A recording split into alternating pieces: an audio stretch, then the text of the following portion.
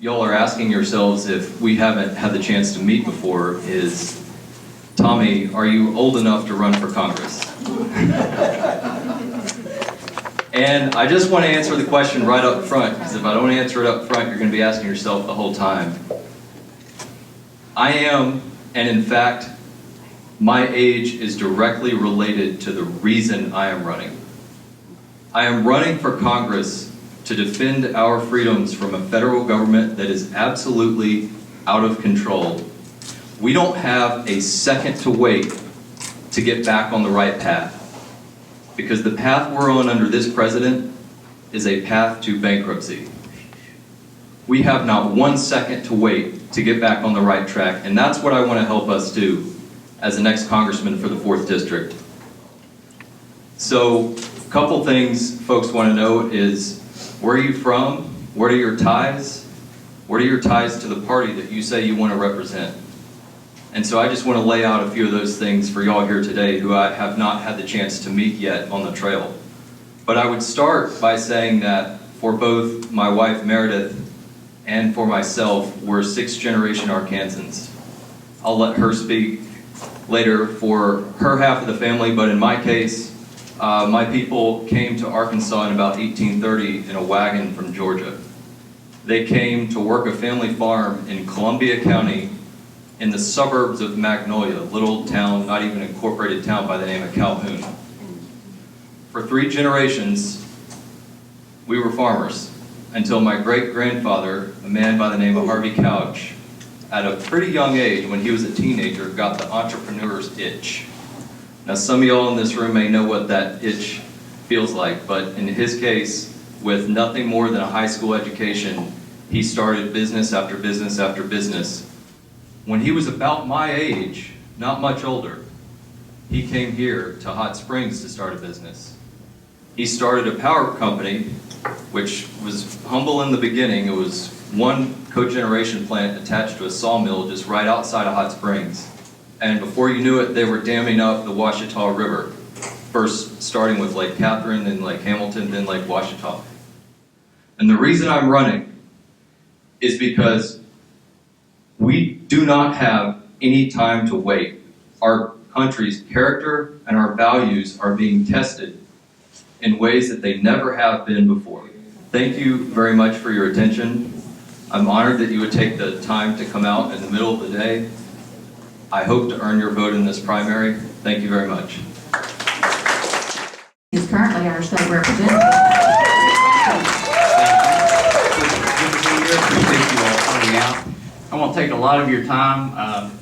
I was thinking as Tommy was talking, my great-great-grandpa homesteaded land out in the eastern part of the county, but that really doesn't matter. I'm a 5th generation.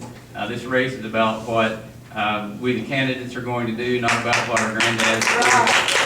I've got a record I'm very proud of, and if you've noticed, my record's been attacked by Tommy here lately on TV. I just want to set the facts straight on my record. If you saw the Arkansas Democrat Gazette this weekend, Tommy was called out for the false ads there by Senator Michael Lamoureux. If you don't know who that is, he's the Senate pro tem. If something happened to Governor Beebe, he would be the governor right now. Michael, the head of the Senate, he said the ad was false. Greg Leddy, the minority leader, my counterpart in the House of Representatives, he said the ad was false. That's right. Yesterday, a show called Capitol View, David Goins was the moderator of it. David interviewed me time and time during the state legislature. He used the phrase, Bruce Westerman was an antithesis of support of the private option. He was there, he knows. Skip Rutherford, head of the Clinton Institute, he said the ad was false.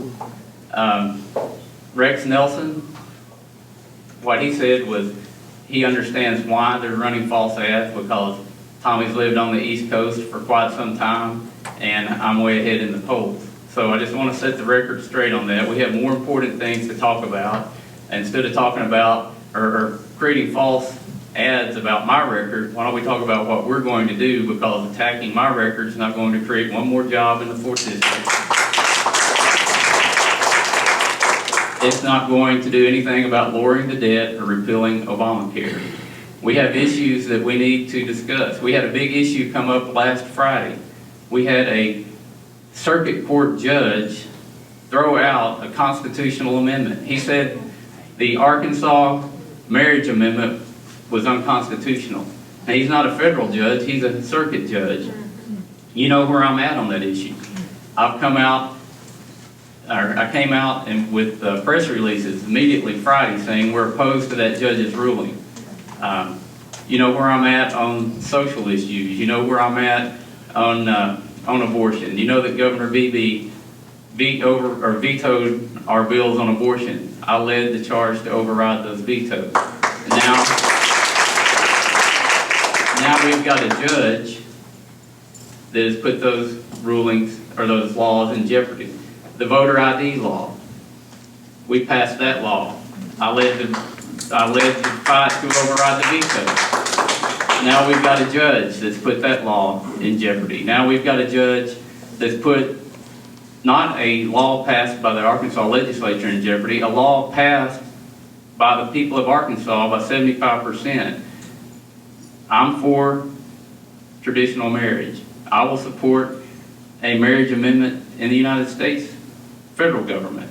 I will support whatever we need to do to get the right for the people of Arkansas to determine what marriage is. I'm not sure where my opponent's at on that. All he wants to talk about is false ads about my record of when I went to Little Rock and fought to stop Obamacare. I voted against it 10 times, 5 times this last year. Never supported it. Right. So, not sure how much time we've got left. I'll be happy to take any questions you've got. Bruce, I would just like to say it is not a question, it's a statement. Now, John and I were at the legislative session every day, and not one time could you even came close to identifying Bruce Westerman as voting for Obamacare. It just did not happen. And I want the people of Arkansas to understand that. This young man has come from Greenwich Village, New York, moved here last year, and has come in and was not here the first time it was voted on Obamacare. And he was not here this last session, not at the Capitol.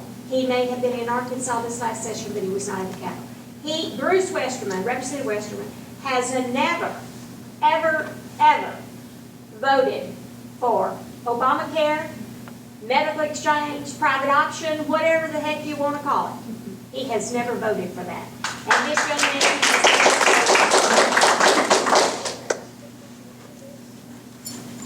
Yes, ma'am. Is she your campaign manager? No, but I would take her. I want to say one thing. You came up here and stood by the podium. You did not introduce yourself. Maybe these people knew who you are. I don't know who you are. So when you're speaking before... I'm Bruce Westerman. I'm running for Congress and would appreciate your vote. The first thing you should do is always